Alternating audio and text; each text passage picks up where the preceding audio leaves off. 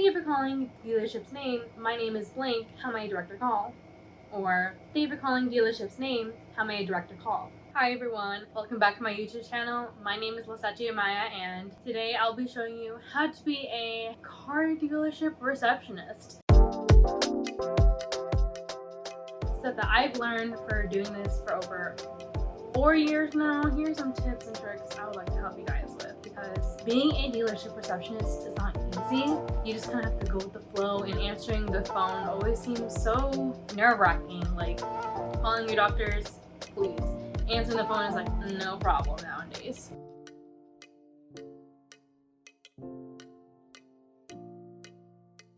When you are trained to be a receptionist, when you apply for the job, or if you do get the job, what do you say over the phone? You don't just say, willy-nilly, it's that. No, it's you are provided a script, and whichever script I was given over time to each dealership I worked at, because I worked at a total of 3 dealerships, over time I've kind of figured out my rhythm and what to say, and there's always going to be a script someone will provide for you to say, so you're not nerve-wracking over the phone. So usually what I say is, thank you for calling dealership's name. My name is blank. How may I direct your call? Or thank you for calling dealership's name. How may I direct a call? There's 2 things I said differently. One is how I said my name. I don't typically say my name sometimes within the call because my name is more unique to pronounce and people butcher it. So I just say, thank you for calling dealership's name. How may I direct your call? I want to direct them to the right department, because they're not trying to talk to me, they're trying to talk to a certain department. I'm just trying to be the mediator between that relation to that customer. Sometimes you can say your name if your name is easy, like a Sarah, Anna, anything else, like a generic name is going to be easier, and you can say your name, because half the time, most of the customers do want to say, thank you, Sarah, thank you, because they want to thank you for getting to the right department, so instead of saving this spiel of what they're going to say.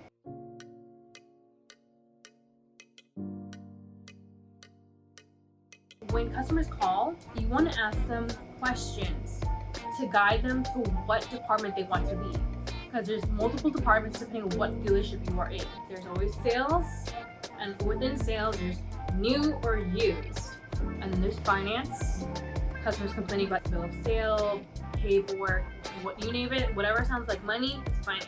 Tag and title, which is the tag and title department, about your license plates or your tags, what's going on, it's with tag and title. And we also have service,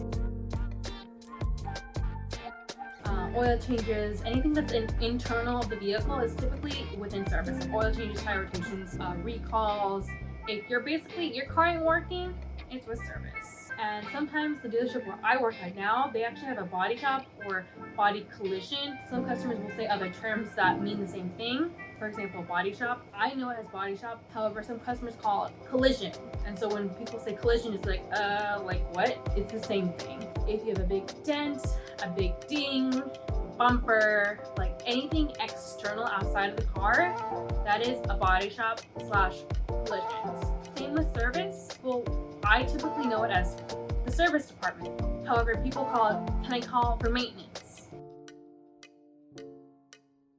For sales, specifically for used, I always say used car department, and people are like, pre-owned? Because pre-owned just sounds nicer of saying used. I don't know why, it does sound nicer. When people say pre-owned department, I'm like, okay, used, because that's where you want a used vehicle. Nothing wrong with that. They're not used. They just call it a different name. Another thing I have noticed is when customers do call for sales, customers immediately, they were like, I'm looking for a 2014 RAV4 with miles on it. Are you calling for a new car or a used car? Is what I say. I'm like, ma'am, or whomever, are you calling for a new car or a used car? They're like, new. Okay, I'll transfer you to a new car. But if customers are explaining a whole car, I'm like, okay, you're looking for a used car, because the dealership where I work at predominantly sells a certain brand. If it's anything but the brand, it's typically used. Like if it's a Tesla, a Honda, a Hyundai, Ram, it's typically going to be a used car. When the customers are calling, it's like ring, ring, ring. Thank you for calling dealership name. How may I direct your call? And then the customer starts saying, I'm looking for a new 2014. I'm like, I know it is new to them, but not new to me because it's clearly a used car. So I'm like, okay, ma'am, or her, or him, it sounds like you're looking for a used car. They're like, no. I'm like, yes, because it's a used car, it's lightly used. Allow me to transfer you to the used car department. They're like, thank you. Before I transfer them to that department, I'll say, allow me to transfer you. Sometimes customers don't get it. They'll be like, what? I'm like, allow me to transfer you to the used car department. They're like, thanks. So I'm just like, you're welcome. Or sometimes they're like, used car. I'm like, okay, boom, I hate transfer. I don't even bother saying that, allow me to transfer you. I'm wasting their time at that point. I want to be on the phone as less as I can with them because they don't want to talk to me. They want to talk to sales. Sales is what they want to talk to. So that's why I'm like, really save them the spiel of asking me the questions of the details of XYZ of a certain model of car. I'm just like, okay, what department are you looking for so I can transfer you to that department? They're like, what? Are you looking for a new car? A used car? And then they'll say new or used like 3 times. Like, new. I'm like, okay, one moment. Because I'm like, there you go. Talk to whomever they can assist you with because you want that car. When customers are calling for departments, they don't know you're the first person they're talking to, so they assume they're getting that department. And sometimes when customers call and they just stay on the line, it goes to the operator, which is yours truly. I am the operator / receptionist. When customers start calling about, my car doesn't work, it's recall, or I need an oil change, something's wrong internally in the vehicle. They don't say that, but you can tell something inside the vehicle, like engine, motors, anything internal, it's for service. So transfer to the service department. Where I work at is they have their own set of cashiers for service and advisors. The previous dealership where I worked at before, they didn't have that, so I would make the appointment. I'm like, okay, what's your last name? May I have your phone number? Let me look you up in the system so I can help you schedule an appointment. And then from there, I would ask them more follow-up questions regarding their make and model of the car, what's the issue. Sometimes when customers' cars aren't working and it has more problems, that would be considered a diagnostic because they have to diagnose what's going on with the vehicle, and sometimes it does cost like a rough range of what I remember before. What I used to work at was $160. It may be up more now, but basically that price is a flat rate because that does roll into the cost of the repair. Typically from what I was used to. I think that's still the case. That's what most dealerships do when they do find a diagnostic. Sometimes it might be more depending on how the severity. My tags are about to expire. I am out of the town because people are feisty with their tags. I've noticed. I'm like, okay. Mad. Like, they're upset. I understand sometimes as a receptionist, you are going to get barked at. People are nasty sometimes. They're not mad at you. They're mad at the situation. They're mad that because they don't have their hard plates. Anyone would. I want my plates, but that's because sometimes the salesman sometimes lie. They lie. Sometimes customers' plates can be done in like 2 weeks. Sometimes it takes more. But when a salesman promises, oh, your tax will be done in 2 weeks, customers call like it's clockwork. My salesman promised me my tax will be done in 2 weeks. Why aren't my plates ready? Excuse me, I wasn't a part of the conversation, but okay.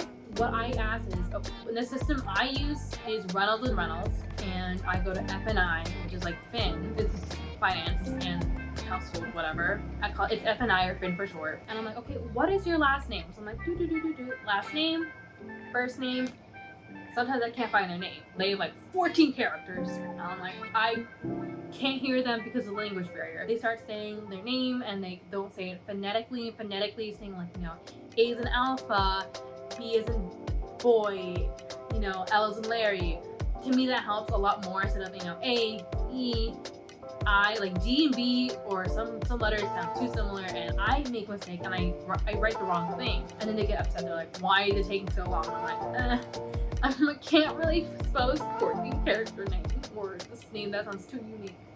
So what I asked them is, may I ask, what is the phone number that is on the file? Because another software within the application is called HHD. It's like household tracking. It's HHD is basically, I can find like their address and like their phone number. So I'm like, well, I can view their account from their phone number. So I'm like, what is the phone number that is on file with the account? They're like, what? what is the phone number that would be on the deal that was registered with the vehicle in the dealership? They're like, try this number. Da da da da da da da da da da. I'm like, I'm sorry, I don't see that number. Why don't you see that number? Sometimes customers don't tell you that they're a co-buyer or they're the significant other or a mother or wife or brother, sister, you name it, some type of relative that is not on the deal. I really am not allowed to disclose that information because they're not in the deal. That's like, yeah, I'm not supposed to, but they'll be persistent. Because sometimes they might be the ones driving the car. Who knows? Like, unfortunately, I don't have you as the co-buyer or the under the name of the user. They're like, well, I'm calling for in regards of that person's name. I'm like, I'm sure you are, but I don't say I'm sure you are, but I'm like, in my mind, I'm like, I'm sure you are. How can I help you? I don't know. So I'm like, if they're tag and title, if their plates, if I look in under the account and I find their name, and I specifically see notes from the auditor, people who check like other things that they need, like the auditors check in within the deal. It's a number that they're assigned to once they go from sales to the finance managers. And they're basically, once the car is sold, they're assigned a deal number, and I need that deal number to look in the information to see what's going on with their plates. And if I see just auditor comments, I know that customers' tags haven't even hit that department yet. But time is of the essence. Time is going, and their deal has not even hit the right department yet, because the auditors are basically like, we need information. We need paperwork that's still signed from the customer. Why, like, something that was missed in finance didn't go through finance, and it's here sitting. It's not moving. It's like not going to the final destination. The final destination is coming to me, the receptionist, because I have the physical plates in my hand. I contact them, email, by leaving a voicemail, or directly talking to them, or by a postcard. So I am their last point of reference when I get the plates. But if they have not, a department, finance needs to upload documents. They need a signature. They need to send a form or any other variables that stops them from hitting tag and title. Once that is done, it can now proceed to tag and title, and they can deal with that from there. Sometimes the tag and title department will email the customer, we need their inspections, or we need insurance. They need their insurance needs to have their name on it, not their parents' name. And it's like a bunch of back and forth. But as long as you get the right tag and title person, where I have, because I'm the receptionist, I deal with that, where before I was more of a service cashier. So instead of me making appointments for service, it's more like, what tag and title clerk do I need to talk to? Because each one is like, one's for solely DC, one tag and title clerk solely for Virginia and out of states, and one tag and title clerk is solely just for Virginia and everything in between. Tag and title can issue a new temporary tag. However, with certain state guidelines, they can only issue until after it expires or a little bit before. But usually I don't like to ask the tag and title clerk to issue new temporary tags because they're busy trying to get other tags done. Finance managers can issue their customers a new temporary tag if they can. They have the power of authority to do so. Because I have customers calling, or sometimes in person, they'll be like I have a glass door, they'll be like, my tags about to expire. They're expired. I'm like, how can I help you? What's your last name so I can look at the information, see if your finance manager is here. Please go to them so they can issue you a new set of temporary tags. If not, I call the direct finance and I'm like, hey, I have this customer here in front of me. They need a new set of temporary tags. Their tags expire tomorrow. They're like, okay, see who's available. So I'm like, okay, cool, great. That's like the tag and title department. Another department, when customers are calling, they're like, I'm looking to order new tires. They'll literally say that. I'm like, okay, allow me to transfer you to the parts department. They're like, what? Okay, give me one moment. And I just say transfer. Because there's no point sometimes to say, allow me to transfer you, da da da. Like sometimes they just want to get to the point A to point B. That's it. Because I'm not helping them get to where they want to be. I'm literally just directly transferring them to get to the department they need to be. Finance sometimes, because sometimes with finance payoff or accounts, anything that sounds like something more like for finance, when they start telling you about information about payoff or bills or signatures, like credentials. When customers call, they're like, I'm calling for a payoff or a refund check. Sometimes customers will call when they trade in the vehicle, they get a refund of whatever amount, or sometimes customers calling for warranty cancellations. What department does that go to? It's not service. Because they're not canceling anything for service, it's finance. Because all the paperwork that they do when they get the deal done during their car purchasing, everything is with finance. So any contracts they sign, any service contracts, warranty contracts, that is within finance department. So if you have a service contract and you want to see the coverage, sometimes you can transfer to service to see, and if they have the ability to see it, they can pull up the information. But if they can't, second step would go directly to finance, because a finance manager they have a contract and they can print it out and see what's going on. Because with financing at the dealership where I work at, once the paperwork is done, they'll basically get like a USB or like a flash drive, not a USB. They'll get a flash drive of everything of the financing, same paper.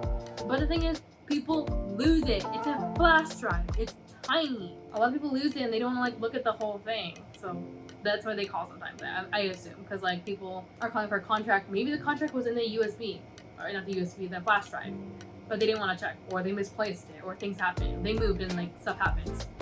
Another instance was when back to tag and title, customers call, my tags are about to expire and I moved to another state. I'm like, oh my god. Sometimes that may be with DMV, sometimes I can, depending if they already moved or not. Depending on the situation, it has to go back to finance, because the finance manager has to reissue the paperwork and put it under the new state if the tag's already processed. Sometimes the tags didn't transfer. I don't know why. Customers get super snarky about that. They're like, why didn't my tags transfer? Unfortunately, I don't know. I literally don't know. I'm sorry, the plates didn't transfer, but here are the plates that we have, and these are the ones we have to use, because DMV did not accept plates that you had previously, so you have to use the ones that we made. And they're mad. I'm like, okay. You always want to hear the customer out, just because sometimes, again, the customers are not mad at you. They're upset, but you just have to kind of like nod and proceed, even though they can't see you. Just nod, but okay. You have to just apologize. Be like, okay, like I'm sorry about that. Let me transfer you to the manager within that department, so maybe they can help you with that. Unfortunately, I am unable to assist you. I'm just a receptionist at XYZ dealership. I'm just here to answer the phones and release tags. Any more information or any questions you have, I will have to transfer you to a manager. So they will whine. They will straight up yell at you, give you an attitude. I'm like, listen, I just work here at the end of the day. You just have to hear them out, because they're not mad at you. They're mad at the situation. You're just the first point of contact that they're able to get within the whole roundabout of calls. So just try not to take it personally. Sometimes I'm like, hang up. Okay, let me just go to the bathroom, and then you like space, and I'll do that.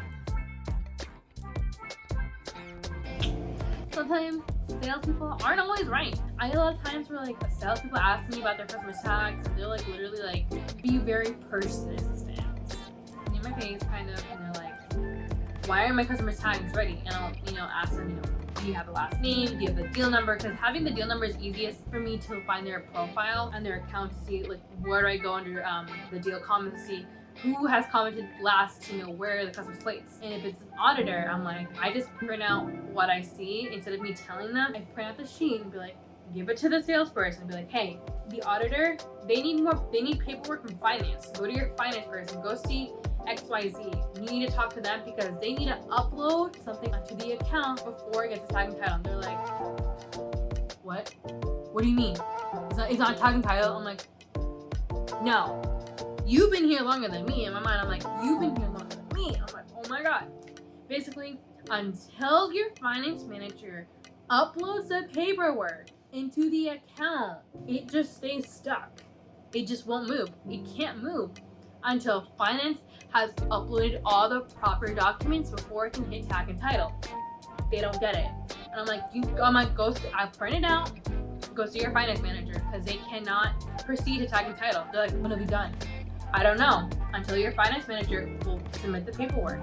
Like, oh, okay, thank you, and then close like last door I have in front of me. Sometimes, yes, the customers' plates are done in a timely manner. Sometimes it's not, and the customers will remember. Customers want to pick up the plates in person, because their salesman or a salesman can put on their plates on for them instead of them. The greeting I have for when someone's plates are here, I'm like, I'm calling from dealership's name to let you know that your license plates and registration are completed. You have the option to go ahead and pick them up in person, or we can mail your tags to you via FedEx. If you'd like to do the option, please call back at blank blank blank blank blank blank blank blank blank in order to verify the address before we mail out the tags. Or press option 0 for more. Thank you and goodbye. Because when customers want their plates, sometimes when they answer, they're like, I thought you were gonna mail me my plates. I'm sorry, I wasn't a part of that conversation, but yes, I'm more than welcome to mail your plates via FedEx. by mail. However, I just need you to verify the address. And the customers get so upset. They're like, why don't you have my address on file? Yes, we do. However, I need you to repeat the address because sometimes customers have moved across the country or different states, and I need you to verify the address because the address I have on file may not be accurate or updated anymore. So if you can please repeat your address just so I can make sure the address of the tags are going to the correct place. They're like, oh, okay, thank you. They'll say, address, name, city, zip code. I'm like, cool, great. Your tags will be sent to you overnight, and you should be receiving them by tomorrow. They're like, okay, thank you so much. May I have your name? I'm like, again, my name is unique. I'm like, my name is Lisette. I'm like, thank you, Lisette. You're welcome. But yeah, those are just the tips that I've learned of becoming a dealership receptionist. You just have to learn as you go, and you kind of have to put your foot down for some things because sometimes the salesmen are very persistent and sometimes really rude. Sometimes they're very standoffish. I understand, you know, they're trying to get the deal done. That is how they get the firm of money. But I'm like, you're not trying to get me a deal. I'm not selling you a deal. You have to treat me nice because I'm trying to give you the good quality experience. So you just have to have a firm foot and be like, no, you're wrong. I'm right. Go to your finance manager. You deal with that. I am just the in-betweener. I am just the in-between connection to the conversation that leads to the other person's department. That's all I have for today. For more questions, please write in the comments for any tips or tricks that you would want to know. Thank you everyone for watching. I hope you guys learned a little bit of something of having a phone operated voice. Thank you guys for watching. Have a good day.